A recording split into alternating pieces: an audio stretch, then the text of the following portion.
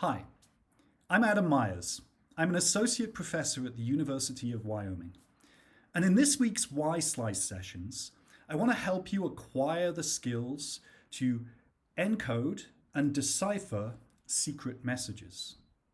Specifically, by the end of the week, I'm hoping that you will know enough about microbits and programming using blocks of code that you can implement something called the Caesar cipher.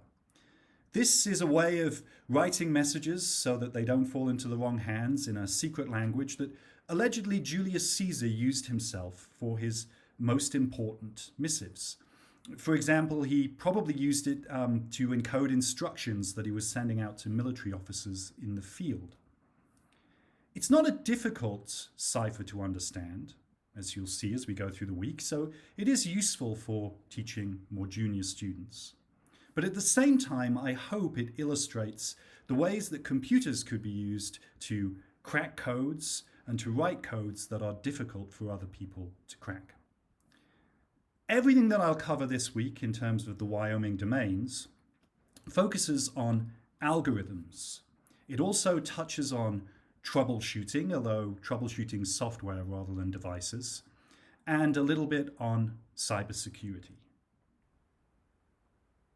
So before we can get started with the ultimate goal of encoding and decoding phrases using the Caesar cipher, first you need to begin to learn how to program your microbit.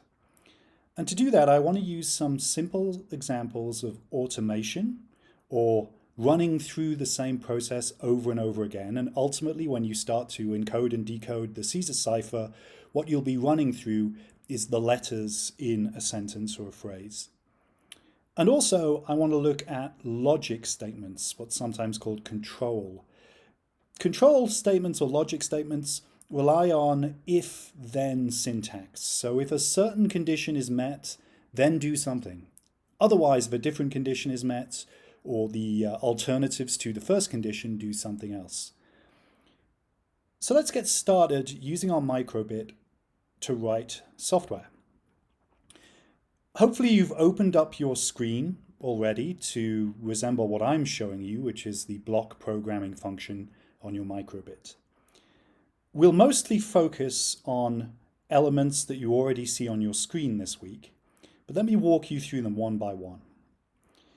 First of all, there's this important block that is highlighted in blue, which says on start. Simply put, anything that you place within this block will run when you press the play button over here on your microbit display. So currently, we haven't programmed it to do anything on start, so nothing in particular happens when you hit play. But let's actually do something and see the result. So for now, I'll just place this block in the on start block. You'll notice that blocks that we're using light up in colors, blue and green and red, and blocks that were not have crosshatches over here, these are not being considered. Furthermore, where did I initially get these blocks, like the start block and the for block and the show number block? They're all over here on the left-hand side. So if you highlight basic, for instance, you'll see I got the start block, on start block from here. You'll see that the show number block is here somewhere too. It's right up the top. Conveniently, the colors of the blocks correspond to their function. So the for block here is green, and it's over here in loops, which are green. And the show number and the on start were blue, so they were over here in basic. So that's worth remembering. It sometimes helps you find things if you're trying to track down things you've used before, or find things that perform similar sorts of functions. If you think, for instance, this seems a bit like this other thing I've already done, you can look over here in this side drawer. Notice that now I've placed something in the on start block. When I press play, something happens. In this case, the microbit displays 0, 1, 2, 3. And if you actually were to take the code that we're writing and upload it to your microbit, you could see it on the screen as you actually held your display, but this emulator is really useful. We'll use it all week because it's just much, much quicker than actually transferring across things to your microbit. So what are we doing here? Well, I said one element I wanted to introduce was automation, or the for loop, to start the week. And you can see here we have a for loop that says do something from 0 to 3. You may have noticed that correspondingly, the program that is running on the left when we press play is counting from 0 to 3. You need one other concept here, which is the concept of a variable. What is it that's going from 0 to 3? Well, here it's something called index. Index could be called anything you wanted. Simply, you could call it A, and there would be no effect. We would still count from 0 to 3. So this is just something that I've given a name to. The default that's often used is index, and so we'll use index through the week. Sometimes people will use a shortening of index like I, just the letter I, but we'll stick with index. So let's walk through what this for loop is doing. When I start the microbit, index is going to run from the numbers 0 to 3, so you're going to loop through once, twice, again, and it's going to loop through a 0th time, a first time, a second time, a third time.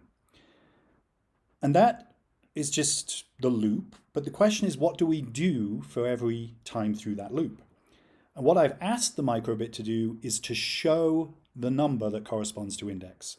Helpfully, if I can get it right, if you hold your cursor over the block, it will tell you it will give you some description of the intention of the command. So here, show the number on the screen. And unsurprisingly then, on start, when I hit play, we're going to loop through an index from 0 to 3, and we're going to show that index on the screen, which is one way of describing exactly what happens over here. So that's for loops, that's automation. Another element of what we will need this week is to say, well, okay, we're going through this loop from 0 to 3, but we only want to do certain things through that loop at certain times. And so here's another block I'll place in here. Notice that index is red because it came from the variables drawer over here. And now we're introducing also this greenish block called logic. And so logic is this idea I was talking about of the if-then syntax. If some condition is met, then we're going to do something. If some other condition is met, then we're going to do something else. Perhaps if none of the conditions are met, we'll do a third thing. And this could go on forever, with choosing to do one thing and then the other. You can imagine when we're coding using the Caesar cipher, you might want to say, although we'll do it in a slightly cleverer way, you might want to say, okay, if you encounter the letter A, we want to shift it 3 places. So if the letter is A, in fact, show D. And that would be shifting from A to D in the Caesar cipher I've been describing. Here, what are we doing then? Well, just as before, we're going to loop through 0, 1, 2, and 3 in this for loop on this variable index.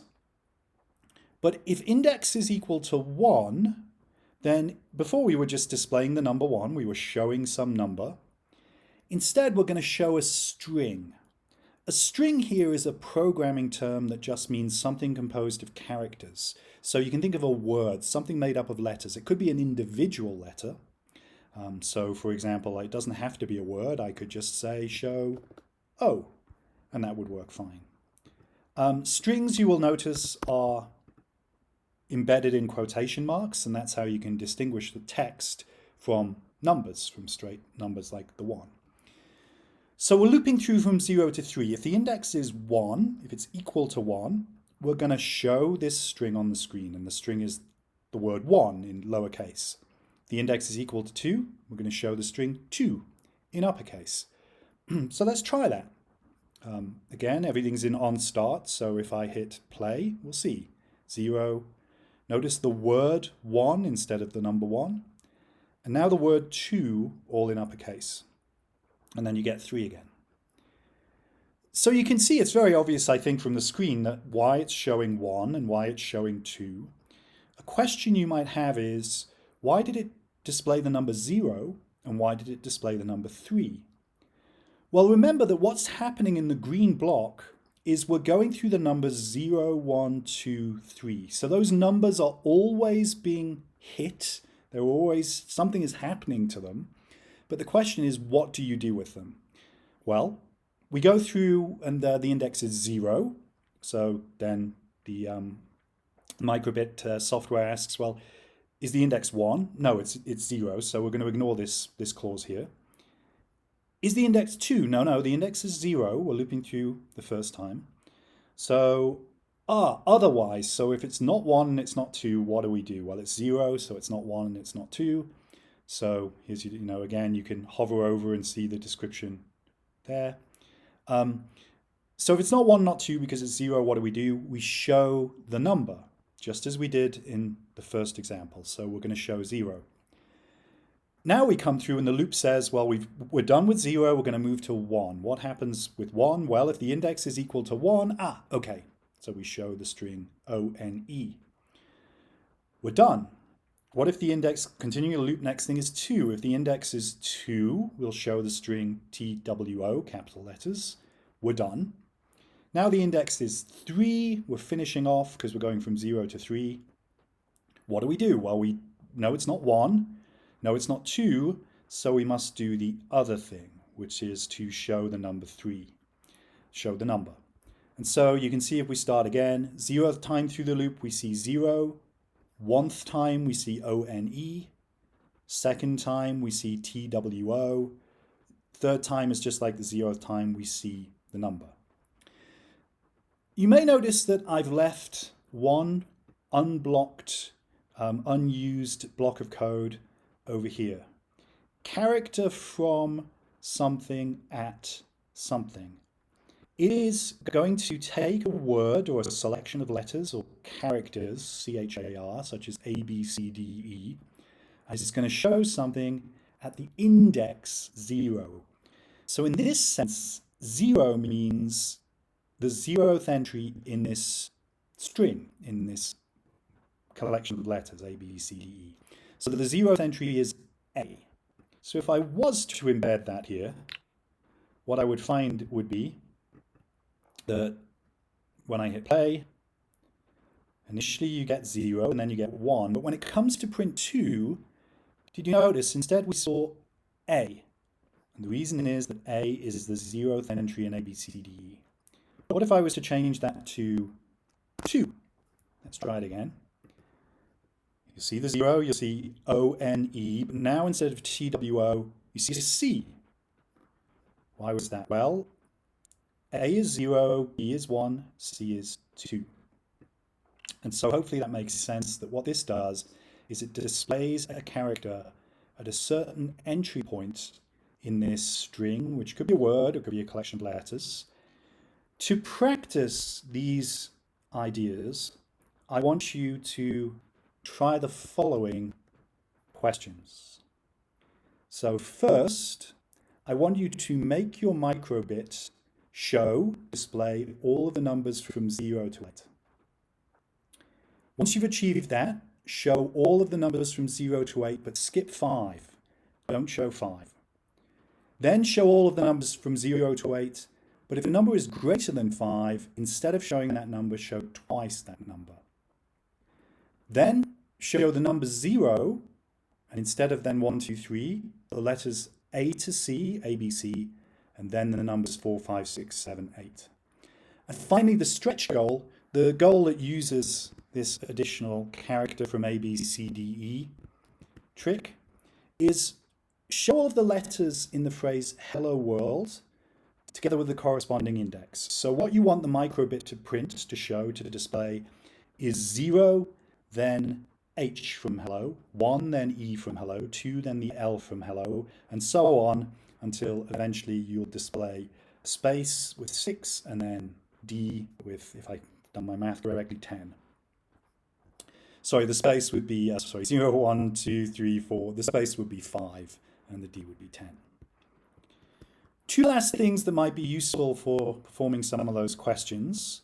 One is, in this math drawer, notice that you can multiply things. So you can take a variable such as index and multiply it by whatever you might like. So for instance, by 3. Let me grab the variable again, index. So you can do things like that. And then the other thing that might be useful is to note that this equals sign in the logic, what's called a comparison here, doesn't have to be equals. It can be not equals to, and it can be greater than or less than. So have a stab at these questions, and if you have time at the stretch goal, and I'll come back in about 35, 40 minutes and show you the answers.